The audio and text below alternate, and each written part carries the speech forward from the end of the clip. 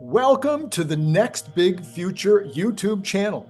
Brian Wong is the founder and almost exclusive content provider for the Next Big Future blog, which is the #1 science blog in the known universe, enjoying an average of over 1 million views per month.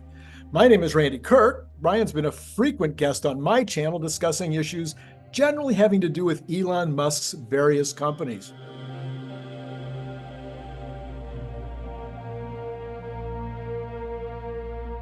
We are so excited to be back, and hopefully you're enjoying this series, or if this is your first time, we want to welcome you aboard. This is the channel where we take a look at basically what Brian Wong, my co-host. Hey, Brian, how you doing? Hey, Randy, good to see you. So Brian Wong has the #1 science blog in the known universe called Nextbigfuture.com, and you should be, if you love science and you love to know what's going on, that's right up to date. I mean, the day the stuff breaks, you want to know about it, then you want to be subscribed to his blog and watching what's going on over there. And then what we're doing now is we're taking the very biggest news that comes every single week, and we're putting that together in a YouTube video because a lot of people like to get their content this way. So we've done this now 3 weeks, Brian, and we'll see. This sounds like a good thing. Everybody seems to be enjoying the videos, and I'm going to turn it over to you, and we're going to get. First of all, I want to talk to you about something really quick though before we do that. Yeah. You also are like me, a prognosticator.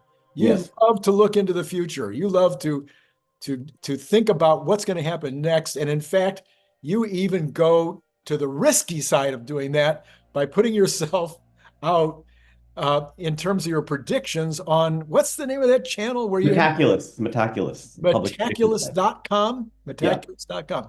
And I read a longer report on that the other day. You've made how many predictions last year? Since January 1st, it's probably been 900 some predictions. All of them have been resolved because a bunch were ending in 2024, ended 2023. Yes. But there were so many that the staff have to go and look and say, okay, we're figuring this out. Did this happen? True or false, or whatever like that. So there's still a bit of a backlog there. But on the order of about 1,000. But 897 have been resolved, where they say, okay, we figured it out, what happened. Right. And out of those 897, how many did you get right? I got everything except like 9 Wow. right, so far. So that's like 889 out of 897 or something like that. Actually, sorry, let me take that back. The 897 I think was from over 2 years. So from the I think it's like 497. So again, 9 wrong. So like 489 out of 497. I see. 2% error rates. I get like 98% of them right and 2% wrong. And the interesting fact is that so far, with all the ones being resolved for the end of the year, everything that predicted that they kind of like said, okay, we figured out what happened. Yes. In the last 78-day window, I've got 0 wrong. 0 wrong. 193 right, 0 wrong. Which you can say, well, how did that compare with someone else?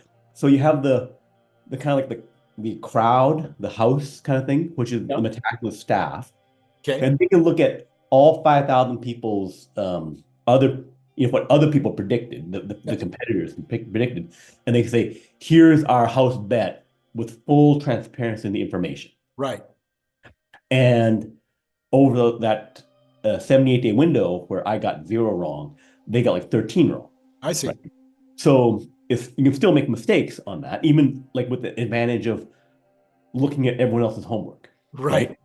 And then over the course of that, since January 1st, where I did 500, I did like 9 wrong. So more predictions, like 60% more than they did over the 78-day window, longer window for me, and my 9 wrong versus their 13 wrong over 8 days. So it's like multiples better than what they're doing. Right. Well, that's really exciting and fun. So sometime you're going to have to give me your secret, but I don't, because I made one prediction last year that absolutely turned out to be true, and I'm making the same prediction this year. and that is that Elon Musk will say something that will drive people nuts. Oh yeah, that's a good one. I think Yeah, I think I'll get it right again. yeah. Those like that are like I predict that Britney Spears will get 1 year older. Yeah, there you go. That one you can get right too. Yeah. All right. All right. So let's take a look at the science. What happened this week, Brian? Let us in on the. So I found this on X Twitter. I haven't traced down who originally did it. Admittedly, I haven't been digging around, but it's a nice little infographic showing that. So we have the lunar starship. SpaceX is making the starship, and then they're making the lunar version. NASA's paying the $3.5 billion to land a starship on the moon. And then there's other things like European Space Agency is paying for some small, encapsulated moon-based system, but that would be like 10 meters long and 2.5 meters wide. So it'd be like a large van, right? Yeah. Yeah. So, but the Starship, the upper stage portion that would land on the moon, that's like 71 meters tall, and they're talking about making it even longer, and then 9 meters wide, Right. right? So the payload part is as much volume as the International Space Station, which took 50 shuttle rides to go up there. Right. Then this proposal is we land it, tip it over. That's the horizontalization thing, tipping it over because it's flat. And then they slice open the metal in the tanks, Right. which are empty at that point, roughly. And then they build some stuff inside, and then they cover it with the lunar regolith, the dirt, which is the final phase 4. And then in 180 days, you have this um, moon base with 3 times the volume of the International Space Station. I see. I Yeah, see. and it wouldn't cost any more. Like I brought it there, and you have to like do a bunch of development and stuff like that. And so it's I think really simple and cool concept to make big moon bases all over. Now I'm gonna show my ignorance. Now is this with humans accompanying the ride? Yeah, so they in the little top left hand corner, Yeah. they're assuming 4 construction crew and 8 people, the little people Right. figure in Right. the top left corner. So they're assuming a construction crew would have to be there, I uh, see. although maybe they're Tesla bots. Who Right. knows? Right. Right. So Okay. And so if it's construction crew though, and you've just destroyed your rocket, yeah, you have to depend on somebody coming to get you later. you can always pre-land some unmanned Ah, version, okay. multiple ships, because we're gonna have many more than one of these things, Right. right?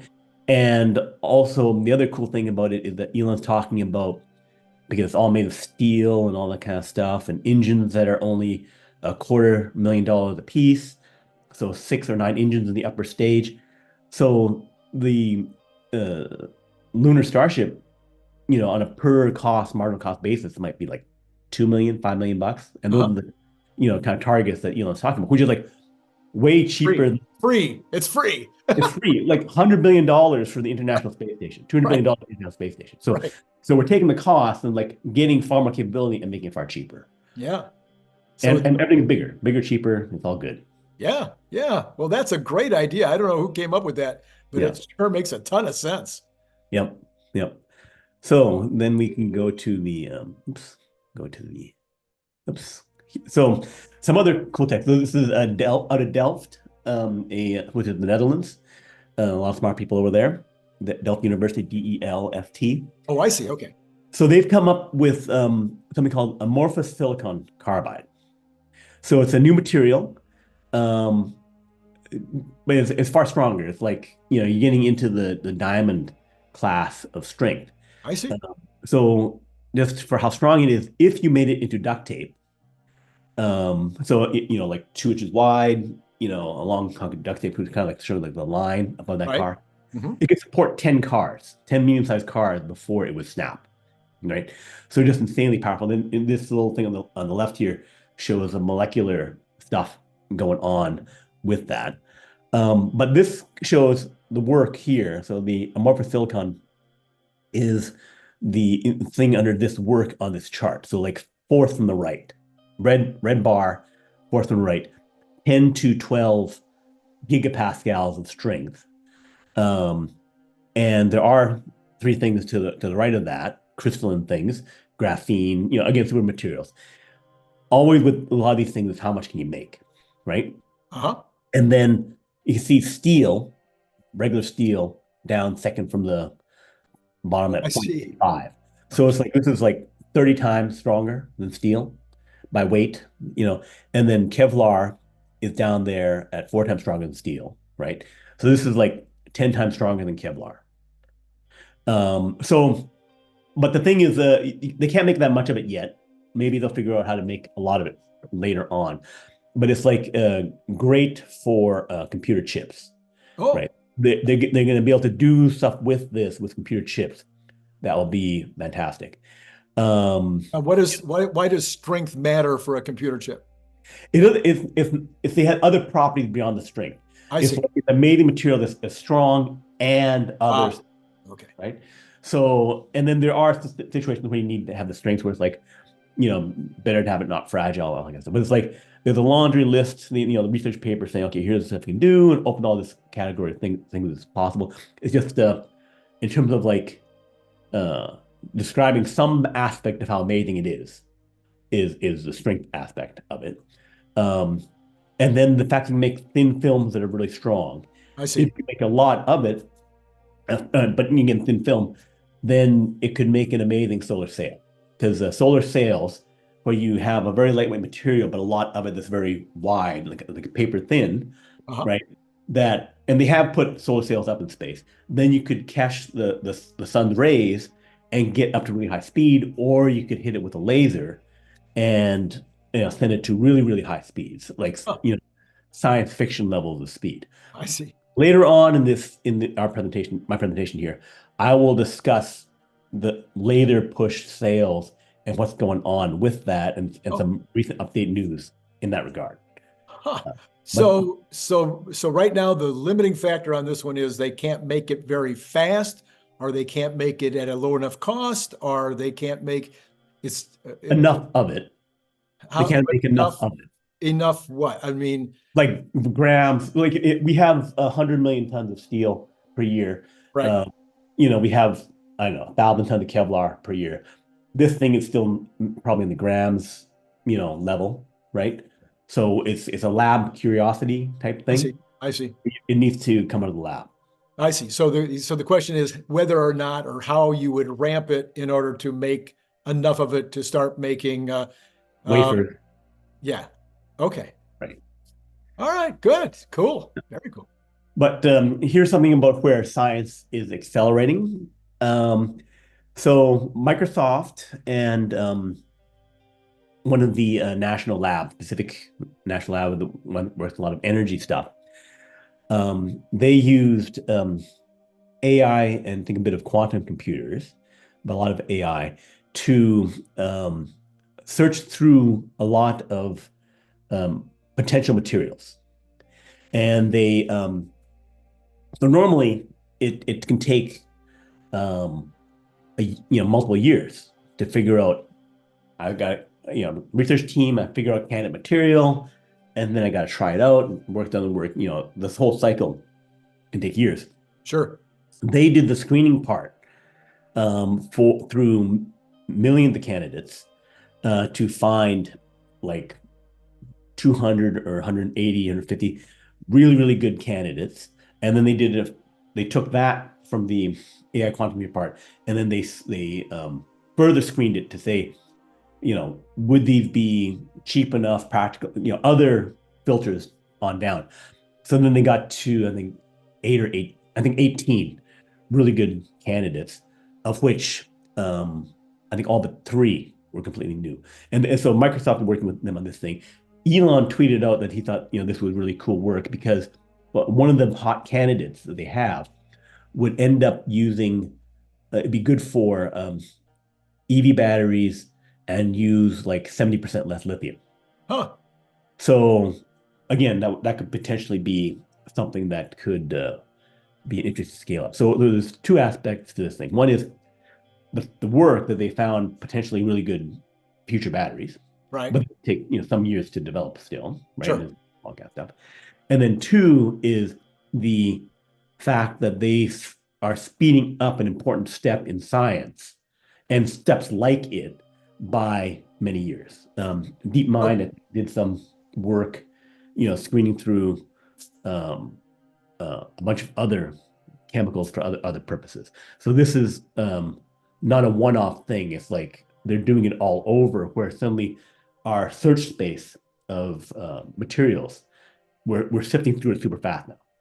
So this is a large language model that is taking stuff that would have taken man millions of billions of man hours that got reduced by having computers, but now Yeah, you're once again taking it from maybe weeks or months or years to days or hours or seconds right. to do the same kind of work.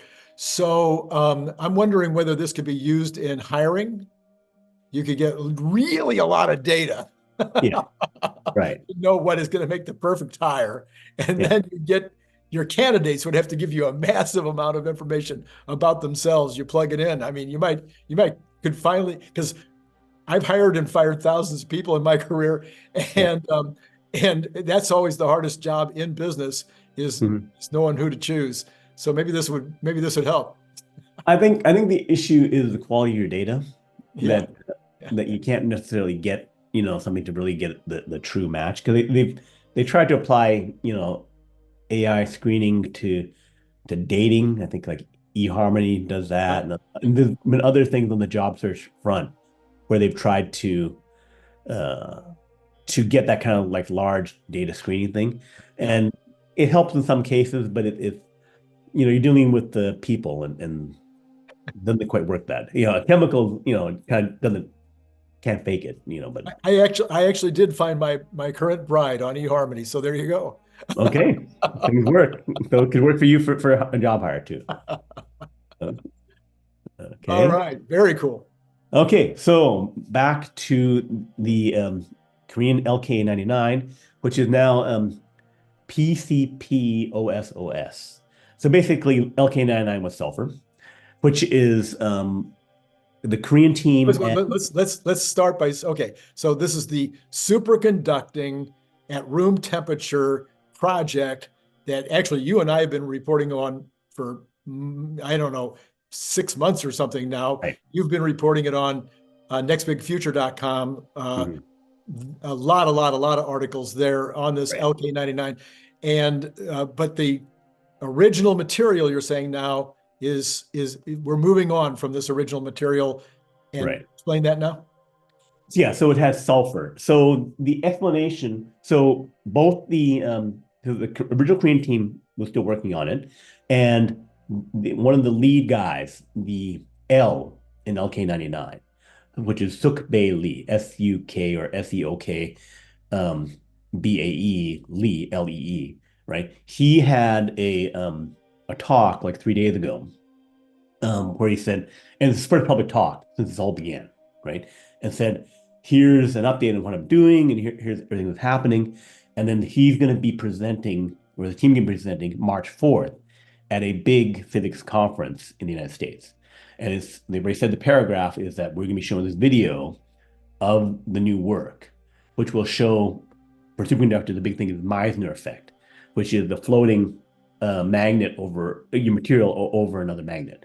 That is kind of like the telltale thing for superconductors. Although having floating above the magnet also needs to have something called flux pinning. It's kind of like there's a kind of way it has to work, because the doubters were saying, hey, it's the diamagnetism, which is not quite the same thing. It's like an almost superconductor kind of thing.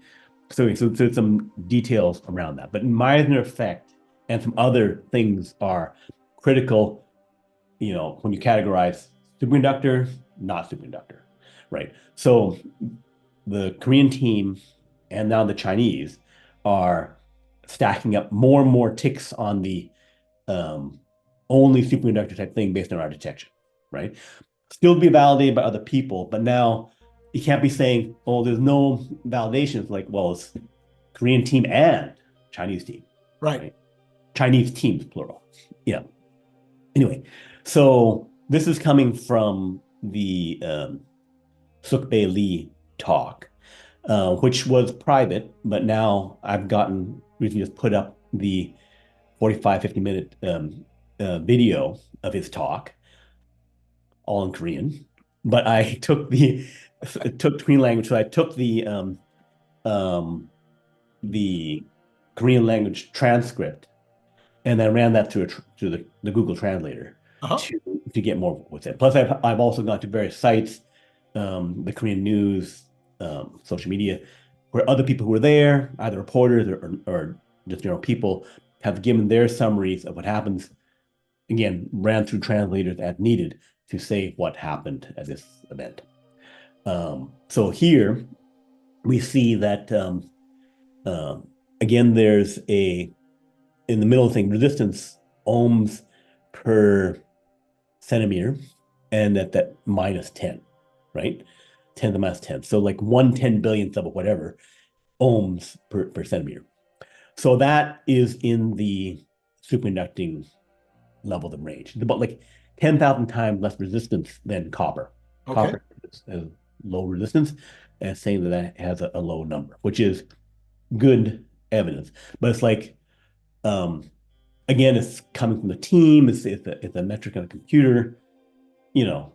But then the grainy picture, presumably showing what I think is a bulk material, because previously they showed this level of resistance on a thin film, and now they're showing it a bit on a bulk material. I see. I see. Um, so for the sulfur thing, there was an interview of the Chinese researcher Yao Yao. I'm not sure what his full name is, who from the I think Southern China University, who have also been doing this work. They've gotten two other effects that suggest superconducting, not the magic Meissner full deal, but hint at Meissner, which again other non-human things wouldn't even hint at it. So you're Right. in the zone of like it's already quacking like a duck, right? So so he was saying that for the sulfur aspect that it would um if there's two rings of the carbon thing, and you want to substitute out the copper in the right spot, and by putting sulfur into the chemistry, the sulfur occupies the locations. I don't want the copper to go here, right? I want it to be in this other spot Right. where the sulfur isn't. Right. So sulfur blocks out the coppers into the Oh. locations. Oh. That makes it more reliable. um, in the interview, which I could play, but basically there's an annoying archive, which archive has all the open source publications, non-peer reviewed, but then they also do some videos where they interview the scientists. And he's saying, well, I thought it wasn't superconductors, they're very, like aggressive to the Chinese scientists and like that. And then, saying all the doubts. And then the Chinese guys being very precise, Chinese researchers being very precise about what it is he's done and explaining why they did the sulfur thing and saying, well, that means LK99 didn't work. He made something different. Like, no, this is still LK99. It's just I'm increasing the odds I see. of Yeah. it being good, Right. right? It's still low percentage of stuff, but I've increased it, no, 10x or whatever it is, right? So now it's more reliable. It was not fake, but it was unpredictable, less reliable, and now I made it more reliable. Uh-huh. Still Yeah. not perfect. Still need more work to be done, but it's better, and I get these readings which suggest that it's on the right track and it's working. So both teams are doing similar things, and the Korean team has said the Chinese have replicated. They look at their stuff and they say, "Yeah, you guys got it." Okay. All right. So more replication, and then also on the Chinese interview of the scientist, the guy asked, you know, will your work get replicated? And he says that there's a group in China, 10 of them, 10 different groups, different universities, different institutions, right? Who are in discussion. They would talk over, message boards or whatever like that to discuss the thing. And then they said, here's my recipe, go give it a shot, right? So we should see replication from these other teams working on it. The Koreans also said that there's international competition on the patents, that there is a lot of work happening on the patents. They also said that their top priority is patents and commercialization, that's the most important thing to what they're doing. So they're not giving a bunch of stuff away because they want to make money on it. Because if you were to publish in a peer-reviewed journal, yes, they say, oh, look, you figured it out. Wonderful thing. Maybe in 2 years, we'll give you a Nobel Prize. A Right. Nobel Prize is like $1 million. Right. So this is potentially billions, right? Right. Right. So Just in royalties. So so Brian, maybe we should have done this in the very beginning, but for those of you who are watching who really don't understand what uh, the importance would be of superconducting at room temperature, basically, I'll try to do my best, Brian, because I am not the scientist in this group, but you've taught me a lot. So let's see if I've learned it. yeah. So basically, if we can get superconducting at room temperature, it would mean that computer chips, for instance, would no longer require other kinds of materials to transmit electricity. They would transmit the electricity at far faster speeds with far less material, and the resistance would drop dramatically. So you would get way faster chips. There would be opportunities eventually, hopefully, to do this in electric wiring, which would dramatically decrease the amount of wire required for any application. Am I on the right track? Close and Okay. getting close. But the resistance thing is that if the resistance is kind of like electric friction, right? So the reason we can't get faster than 4 gigahertz, like 4 billion, operation things per second on our computer chips, is because you get too much heat and other limitations happen because of the friction, the resistance, right? So if I get rid of that, then it's like I got no friction on my car, my tank, my whatever, and then suddenly, I greased my wheels and I'm going 200 times faster. Right. So that's what would happen is that you would go from 4 gigahertz to 800 gigahertz Right. because the current superconductors, where I have to cool it down to almost freezing, absolute zero, right, 4 degrees, whatever, they can get to 800 gigahertz, right? So it's not like, oh, what would it's like I can do what I do with other superconductors, except I don't have to pay $1 million to freeze it down Right.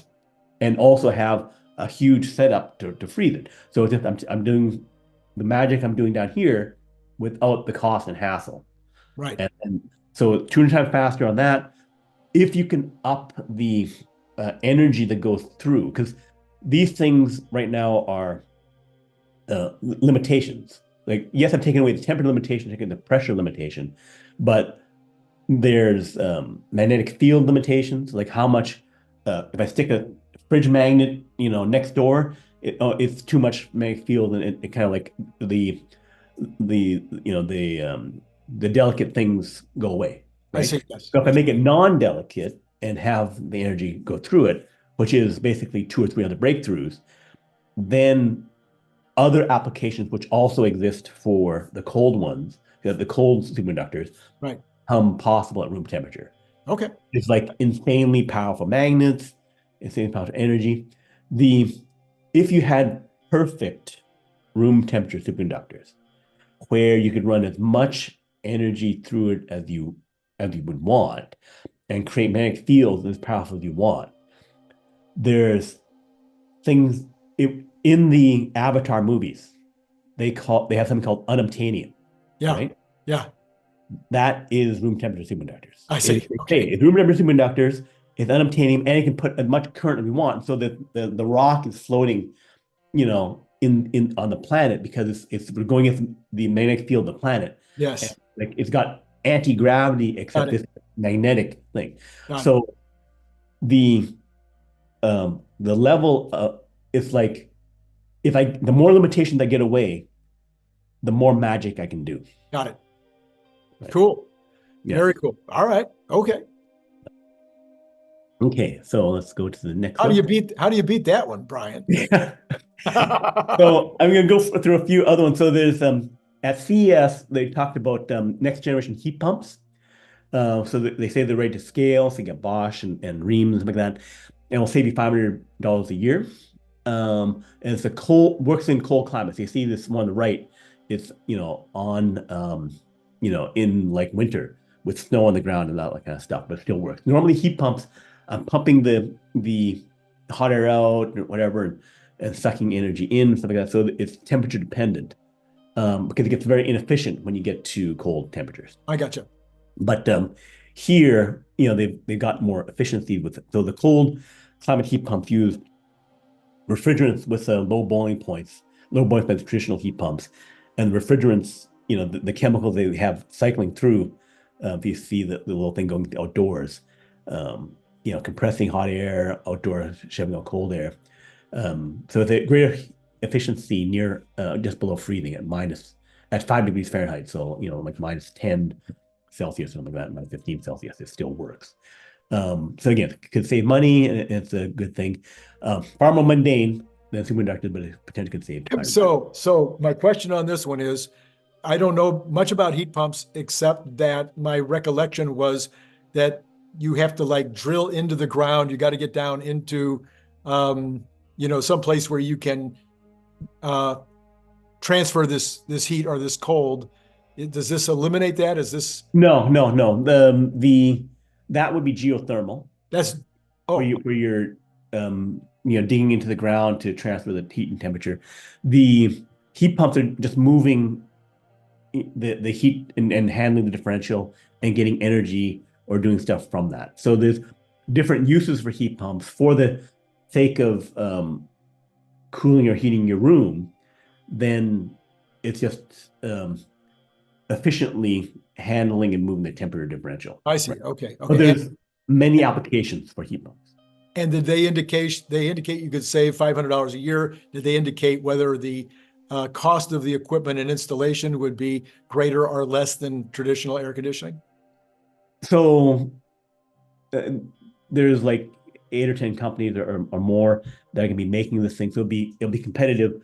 Like when we got the more efficient refrigerators, they cost more initially, Yeah. and they get cheaper over time. So I would presume it'd be more expensive, but then the Department of Energy will probably give subsidies. Just like okay, Oh drive yeah. a Yeah. hybrid, right? And so it's more efficient, but will it cost more because they got another engine on top of the regular engine. So, but eventually it will get to scale and Got it. get the same price. Okay. Yeah. So something similar to the heat movement thing is something called the thermoacoustic Stirling generator. Thermoacoustic engines are using sound to compress and to do the engine work. The Chinese have made a breakthrough with this thermoacoustic generator, where it can generate over 100 kilowatts of power uh, from this style of device. So it's potentially cheaper and more efficient. Also, even though it's dealing with sound, because of the same wavelength, I think it can cancel out the single wavelength, so it can be very quiet. So apparently, it's perfect for submarines. Huh. They can make that for submarines, but also it's at the higher power level, and then it has no moving parts. So by having no limiting moving parts, it potentially down the road scaled up can be way cheaper. So Brian, you're going to have to help me a lot on this one. Do you yell at this thing and it goes and it? So I have pictures that explain how this Okay. All right. works. Okay. So you have the heat exchanger over here, hot area, and you have a cold heat exchanger, and then the resonator, which you might have had a pump thing, which would be a moving part, and then here you're using sound to kind of like compress and to move What's the the air source forward. of the sound? The source of the sound. You're generating it. So here we have a Oh, picture of the linear alternator and stuff like that. So here you have in the left, you got at the bottom, you have these kind of pumps that were working, but somehow you have some sound generators that don't move in the Chinese version. And then you have these feedback loops where you're moving gas and other things around, which get too complicated to explain. But it's it in a short time. I can explain yes. it, but it takes too long. So, but basically, it's significant achievement that could lead to cheaper, quieter, better engines, more equal efficiency to some things that are bigger I and see. more Oh, I expensive. see. Okay. All right. Yeah. Interesting. Okay. But the two, the heat pump thing and this are kind of related, dealing with heat, and so I kind of group them together on Gotcha. that. Gotcha. All right. And oops, let's go to the next one. Okay, so now we're getting into NASA. They have something called the NASA Advanced Innovations Concept. So they've been running that for 20, maybe 25, 30 years. So they give grants out to um, come up with leapfrog concepts. Can we accelerate what we're doing, or make huge gains in what we're doing? So they have these NASA, what they call NIAC, NIAC grants. So here they have a concept for a solar system wide sensing system for accurate measurement of the universe. So it turns out that when we measure stuff outside of our galaxy, right, that we have 10% or more error, right? Uh-huh. So we think Andromeda is 2 million light years away. It could be 1.8 million. It could be 2.2 million light years away. Right. Or something else, Sagittarius might be 100 million light years away, or it's 180 or 120. So we Right. have errors there, right? Supposedly, we had thought that it should have been 1 or 2%, but they did some checking and that. No, it's actually a 10%. We're not that good. So here, the idea is that if I send one satellite to one end of our solar system, and another satellite to the other end of our solar system, so 60 times the distance from the Earth to the sun apart, then I can measure various effects and, like some detection of a star or whatever like that, or a galaxy, and see when this one picks it up and when the other one picks it up. And so Hmm. because I'm using such a wide distance, then I can get to 10 times to 100 times better measurement out there. So that I can say, okay, that distant galaxy is plus or minus zero point 0.1 to 1% away. Got it. So Yeah. why this important is because we came up with something called dark energy, which was Uh-huh. saying, when we look at the gravitational effects of these things, something's happening. So we think that there is this other non-visible effect, energy or matter, something going on, Right. right? But if we're at plus or minus 10% on our distance measurement, right, then we could be thinking, oh, we have 10% of the universe is dark energy. And I said, no, you just have measuring error. Yeah. Right? So this is important so that our science is better, so that we're not, you know, thinking we know more than we do because, we, oh, look, I measured it. Look, it's happening. It's like we're just making mistakes. I've always worried that as we're trying to measure these things at that great a distance, like outside the solar system, that there might be some kind of matter out there that we don't know about that's Yeah. acting as a Filter, blocker, whatever. Yeah. block or something that makes it an angle or what do you Yeah. call it, refractive or Action. Yeah. yeah, Yeah. yeah. So So astronomers deal with that all the time. They're really good with figuring that out. They'll do a bunch of stuff to check. I see. If there's some gas in between, something like that. They are on top of that because like that's happening all the time. So Got it. they Got are it. figuring that stuff out. All right. So another interesting thing from that set of NASA advanced work is doing the design. So the NASA NIAC grants are small.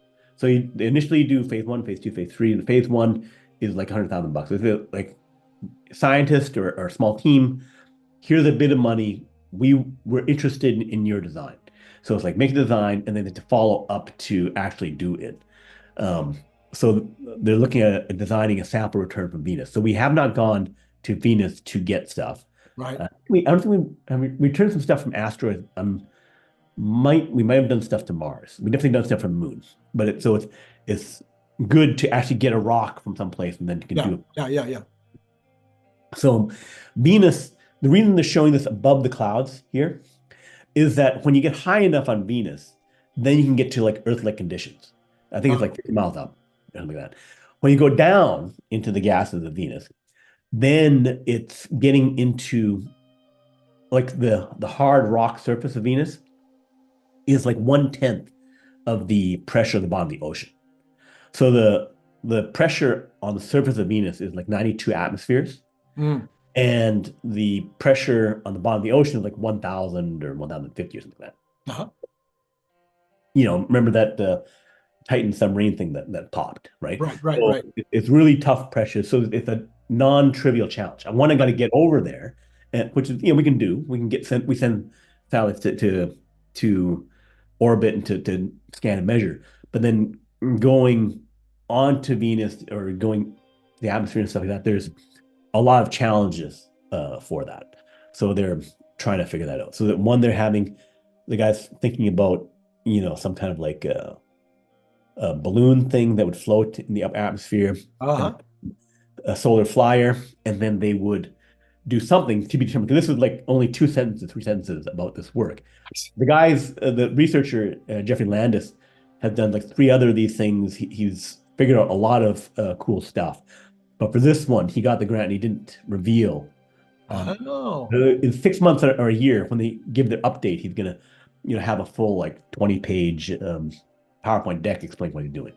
But so far, he hasn't revealed how he's going to make that work because it's a not trivial problem to figure out what's going to happen sure. there. Yes, yes.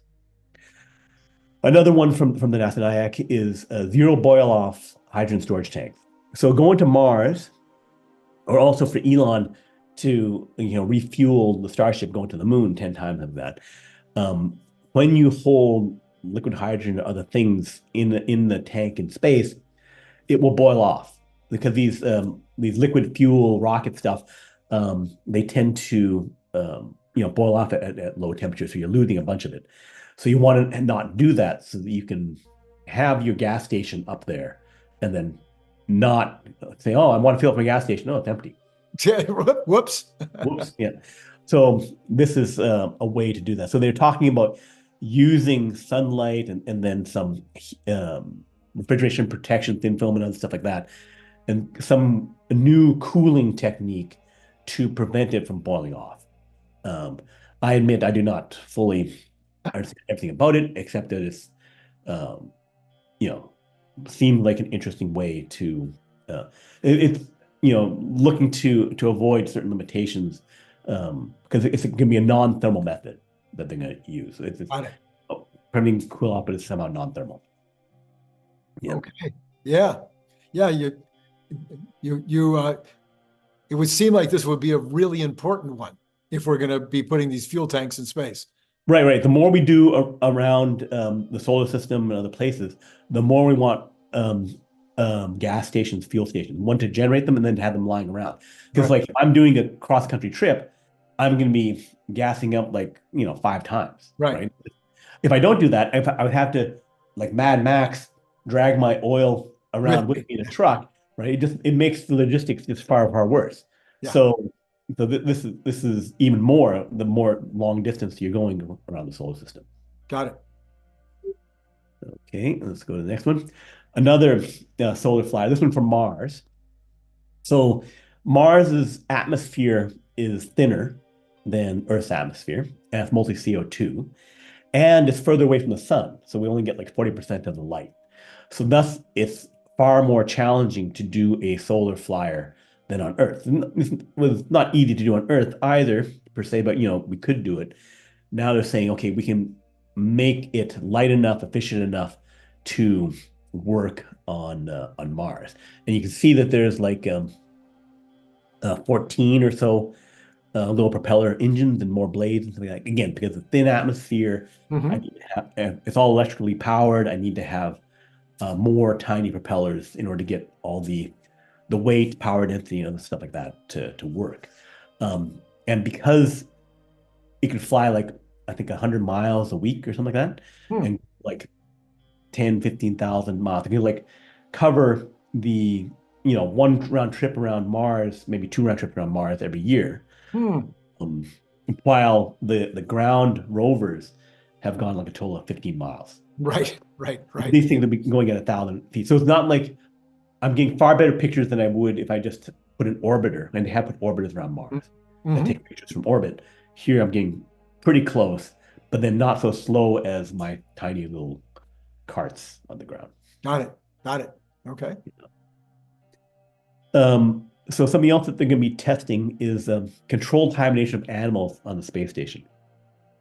So in science fiction, Yeah. a very common trope idea is suspended animation. Yeah.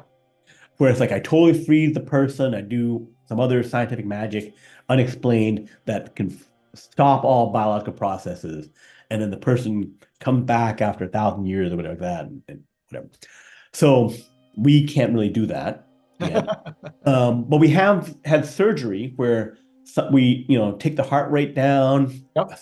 pull someone with cold blood and all that kind of stuff, and for like 14 hours, I think for 2 weeks, we Yeah. take their body processes down really, really slow, so that they're in a state called torpor. Okay. So basically, it's like a controlled coma kind of thing. Yeah. And also with the cool temperature, less activity is happening.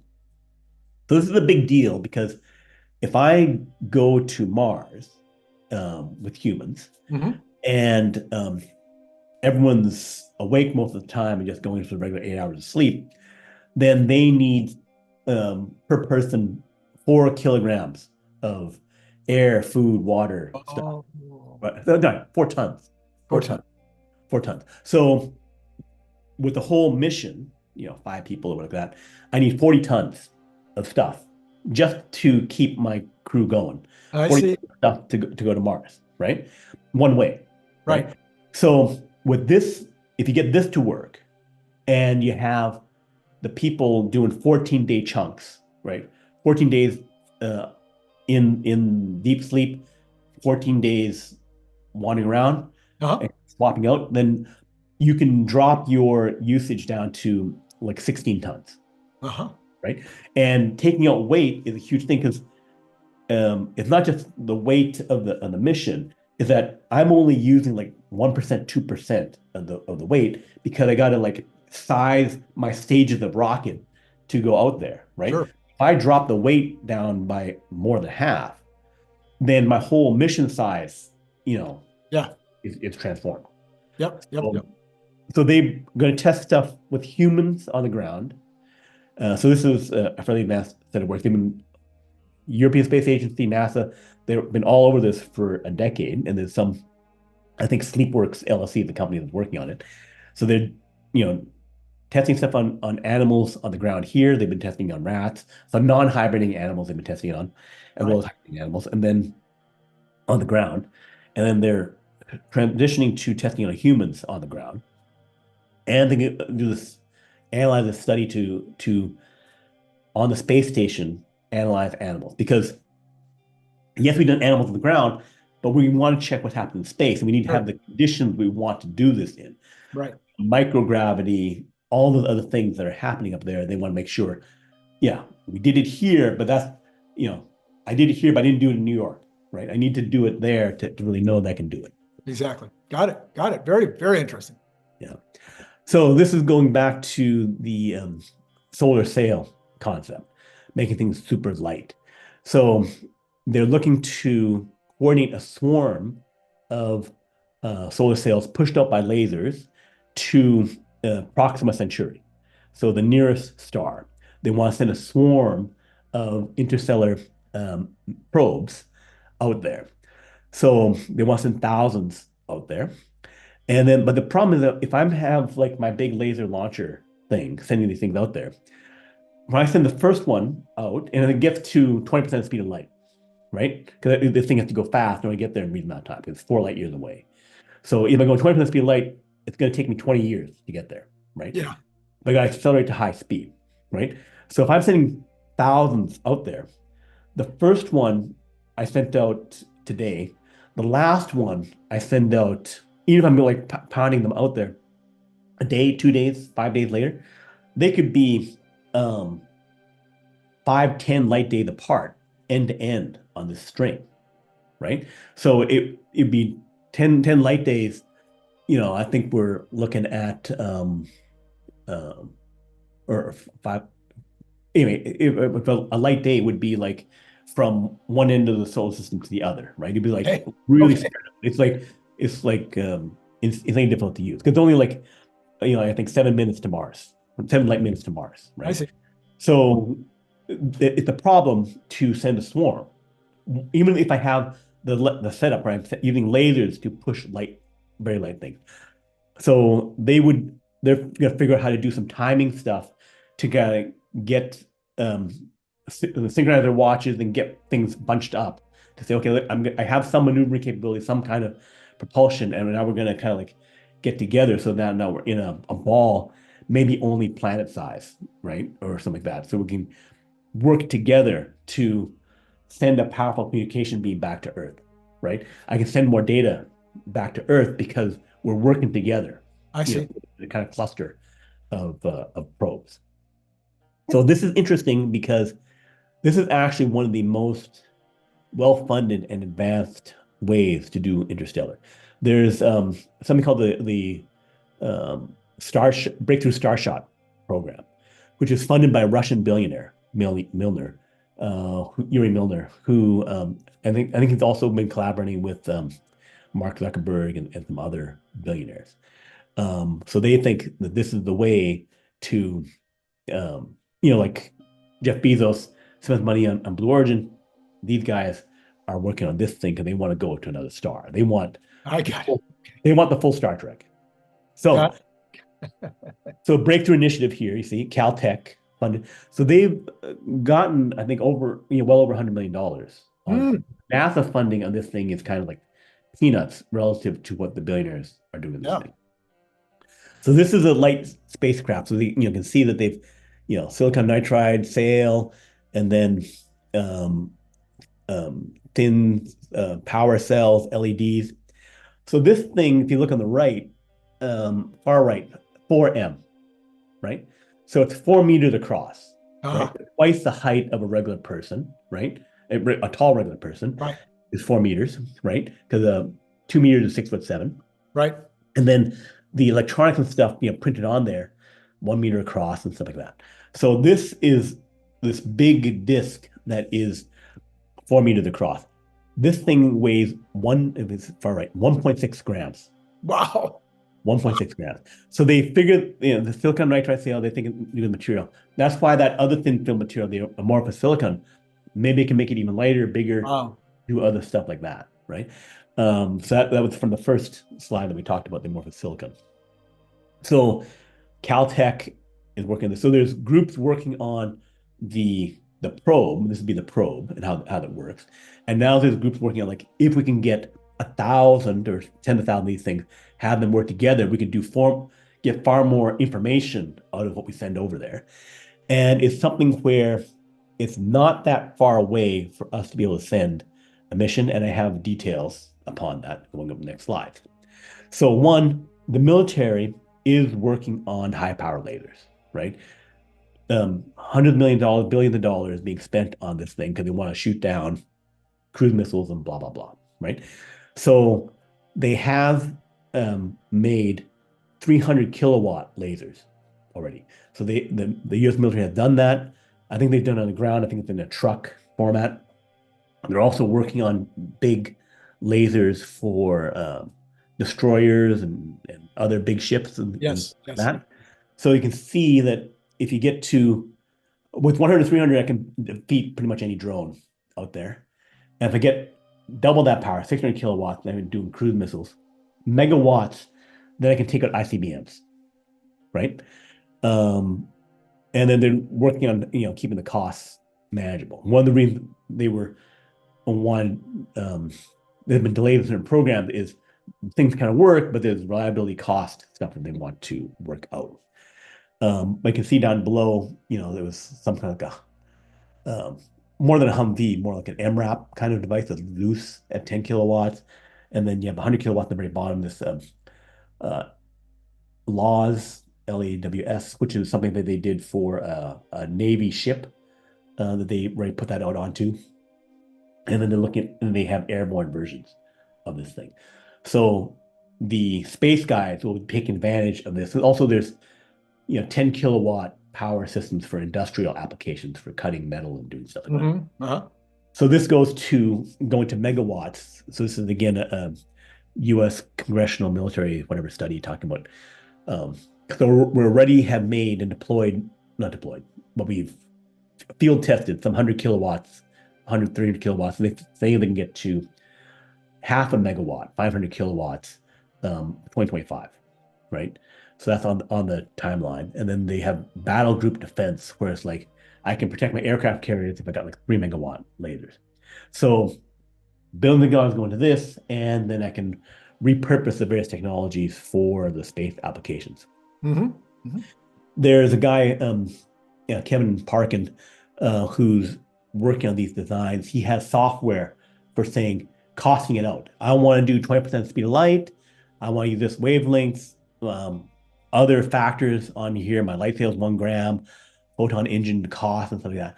He works out, with the software, here's how much it would cost in lasers, optics, energy storage, 3.4 billion energy storage with a lot of megapacks, $7 million energy per shot. So once you have this thing set up, that means that my $8 billion system for sending stuff out there, every time I pump out another solar sail, it costs me $7 million. So once I build the infrastructure 1,000 times, another it cost me 8.4 billion capex, another $7 billion. I send out 1,000 I missions, see. Yes, yes, yes. Got it. right? Yep. So not only have people working on this, they're got very detailed calculations about how this all works and backing into costing. Obviously, you want to keep improving your lasers, your optics to get the cost down even more. And then you can also use it to explore the solar system. Like if I can go out there, 4 light Yeah. years away, I can also easily go to Pluto. I can Yeah. easily go to the, Kuiper belt, an asteroid belt kind of beyond Pluto, and do that. So going 100 times, 3 times further than Pluto per each year, they have those kind of like precursor interstellar missions, um, all mapped out. And they want to do these precursor missions 2028 to 2038 Starshot. Mhm. And again, this is the billionaires, the Zuckerbergs, Right. the Right. Lunar, Right. who are funding this thing because they say like, yes, this is the way to do that. And then one of the big things out there is the solar gravitational lens point. So about 500 AU, which is like a few light hours away, is so 20 times further away than Pluto.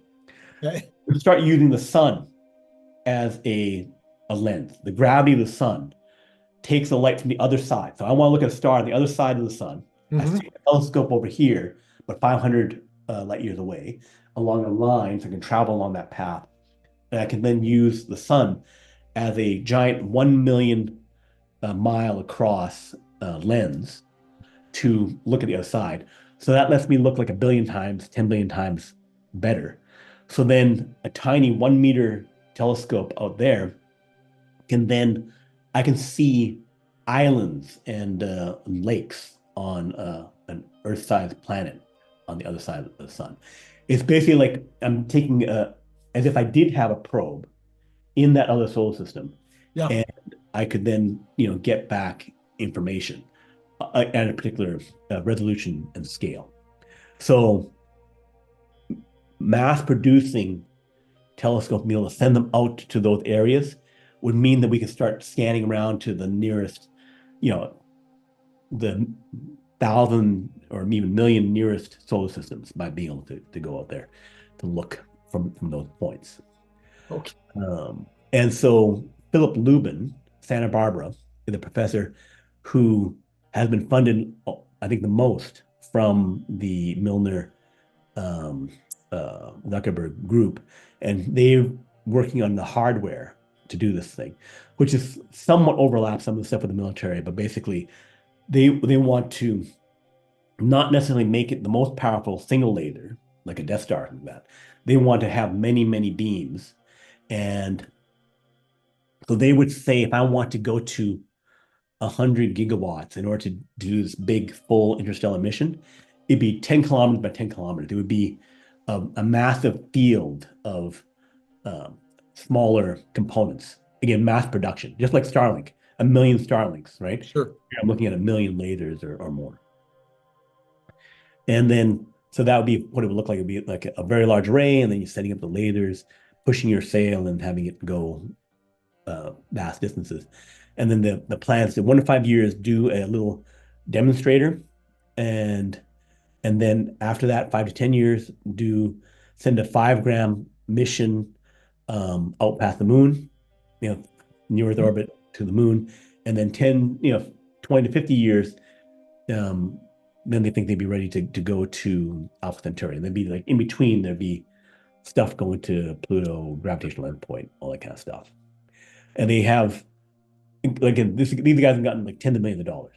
Right. So they worked out, full detail costing of all these missions, fly by Jupiter, fly by Voyager, go to Pluto, Mars, CubeSats to Mars. So they like all kinds of missions that they got planned out.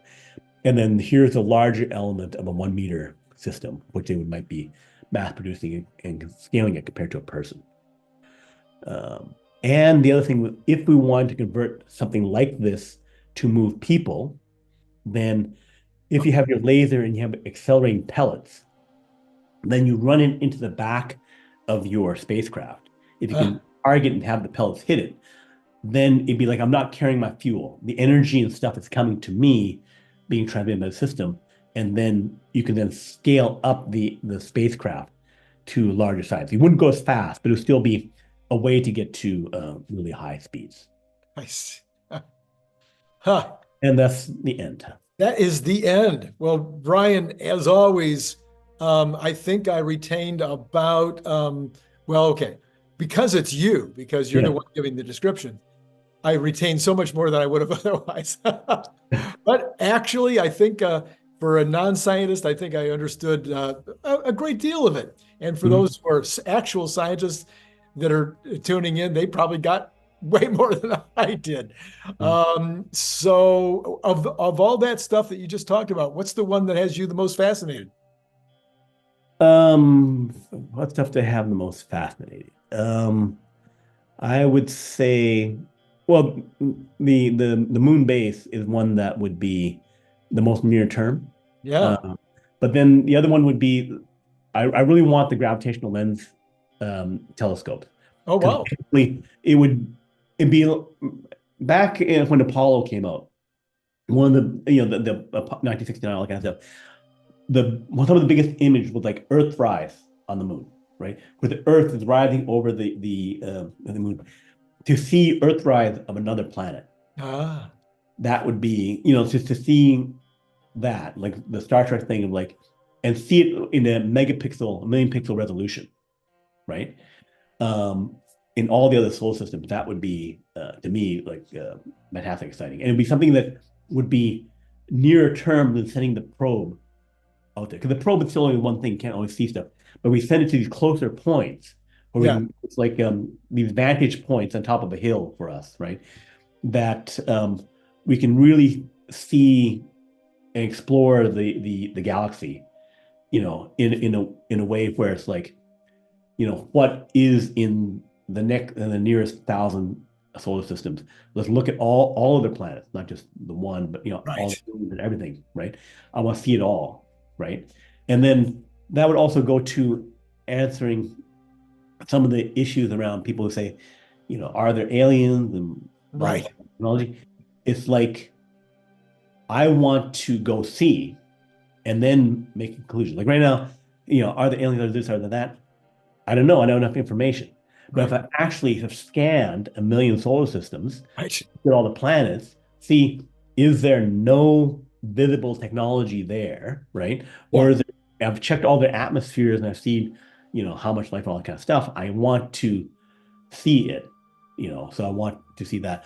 And the other thing would be the yeah, so that would be some of the most, and then the other stuff would be the batteries, the AI tech accelerating, and the room temperature superconductors. I think that's going to happen. So, and for our technology, get computer there 2 times faster. I think that's something that could be achievable in the next few years, where that could start happening, and also the bit of I told you so, where we kept the faith on the room temperature Yes. superconductors turned Right. out to be right. Yeah, I always like a bit of I told you so. Yeah, no, I would say that the room temperature semiconductors has my attention the very most, but Yeah, I'm also a huge fan of this heat pumps. I'm hoping that Elon is going to introduce HVAC in 2024 and offer an HVAC system yeah, that's going to be using heat pumps in some ways, along with some of the systems he created for the automobiles, because I think I'm going to need another air conditioner soon, Yeah, that's and right. I want to leapfrog. Yep. Sounds good. All right. Okay. So let us know in the comments below what is most fascinating to you. What are the things that you think are realistic or not realistic? What kinds of thoughts do you have about what you'd like us to cover in future episodes that you've seen out there that maybe we're missing? Or maybe you've even got something specific that you'd like to just send us. Let us know in the comments below. We are very excited to be able to see anything that you might send our way. And then we will put a card up. We did a video last week, of course, where we talked a little bit more about the LK99, and I think we also talked about the supercomputers. Didn't we, Brian? Did we talk The about? petaflops for the training computers, the AI training computers, we talked about that, I think. Right, right. Yeah. So I'll put a card up there for that so that you can go take a look at that. And then of course obviously you want to go check out the actual blog, because if you go to the blog, if you go to nextbigfuture.com, and then you'll be able to see it on a daily basis. If you don't want to wait for the video, or maybe you want to do both. You want to hear what Brian has to say about the situation on video, but you also would like to know when it breaks. Well, then you can go there and then support Brian on his Patreon. That'll be great too. Any last thoughts for today's show? You're Nope. More you're more all done, technology huh? happening all the time. So talk in a week with more news. All right, there you go. All right, so that's it for this week, and we'll look forward to bringing you more in the future week.